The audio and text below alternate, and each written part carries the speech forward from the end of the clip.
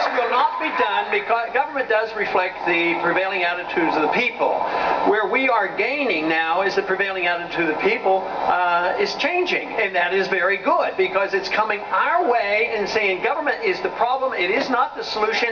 We got into this mess by too much spending and too much debt and too much printing money and too much regulation. How do they think they're going to get out of this mess? By spending more money, printing more money, borrowing more money, and regulating more. It's impossible. That is why we have to reverse the course. In foreign policy, we need a foreign policy, not so strange, but one that the founders gave us, one the Constitution designed.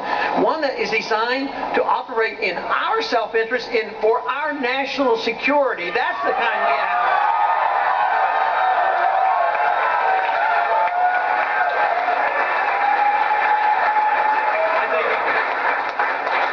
Simple little thing to avoid going into these wars that never seem to end, that they never seem to stop, and we never know why we're there and what the purpose is. Founders gave us the answer. Don't go to war unless the war is declared. Go to war, win them, and come home.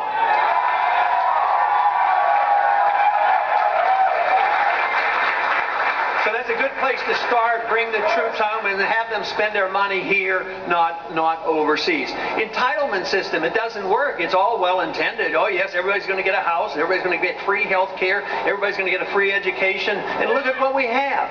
All it does is when you pump more money into any area, you get higher prices. So the more the government pumps money into education or medicine, the costs go up, but you don't get higher quality or better distribution. Unfortunately, our country has been very lackadaisical, and this is what we're reviving, and that is we're lackadaisical about our understanding and our trust in freedom.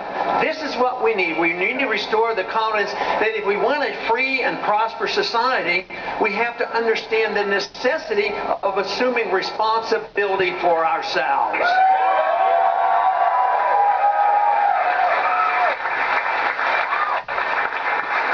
The one other area that bothers me significantly is when we accept the role of big government in economics or in overseas. Inevitably, it undermines our personal liberties, and that is being attacked now. Always with good intention, but in the last 10 or 12 years, we have embarked on a road that is undermining our liberties. When you think of the harm done and the threat to our privacy with the Patriot Act, that has literally canceled out the Fourth Amendment. We need to reverse that and get rid of the Patriot Act is what I think we should do.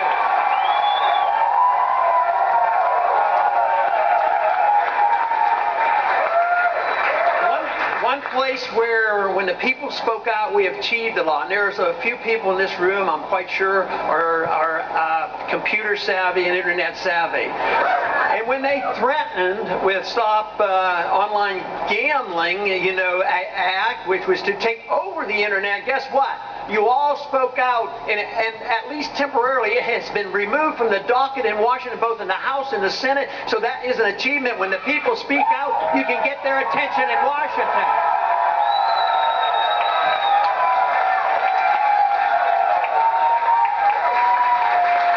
We also need to continue to speak out against what that paragraph they put in the National Defense Authorization Act. That provision that now allows our president to use our military to arrest American citizens with no charges and no attorney. Now, I got a little bit of criticism from the media, and I really worry a lot about that. But I took a day this week and went back up to Washington. I voted to make sure that I was on record to vote against increasing the national debt by $1.2 trillion.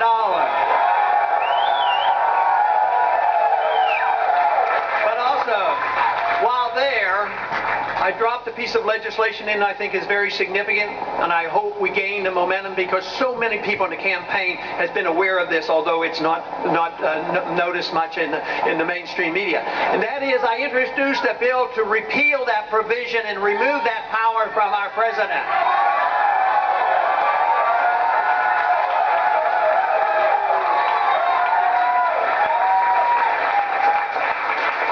Is the right cause because it's the cause that made America great. Freedom is the answer to so many of our problems. If you think about diversity in a country as our country is, freedom brings people together. Because what we do is we release the creative energy of each individual to pursue their life as they choose. Their lifestyles, their religious values, their personal values will be determined by that individual as long as they don't interfere with others. This brings people together. Economically, it should be the same issues, social issues and economic issues. You should have not only right to your life and your own practices, but you should have a right to spend your money as you choose. This is what we have to do. And we did have the best experiment ever. We were the richest country ever. We had the largest middle class ever. And now it is changing. And it's been systematically changing over quite a few decades. So we have to reverse that, because right now the middle class is shrinking. The country is poorer. And the prosperity we have is basically based on debt. We owe so much money to overseas. We have now, ironically and unfortunately, the Chinese have become our banker. What is going on with us? Why don't we produce the conditions in the environment to invite capital and investments back into this country? That's what we need.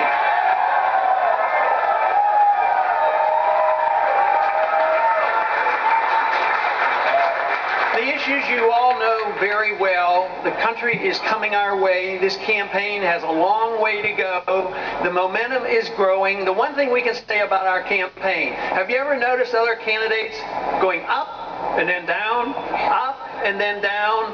So far, I am very proud to say that our efforts is steady growth. It's steady growth like this.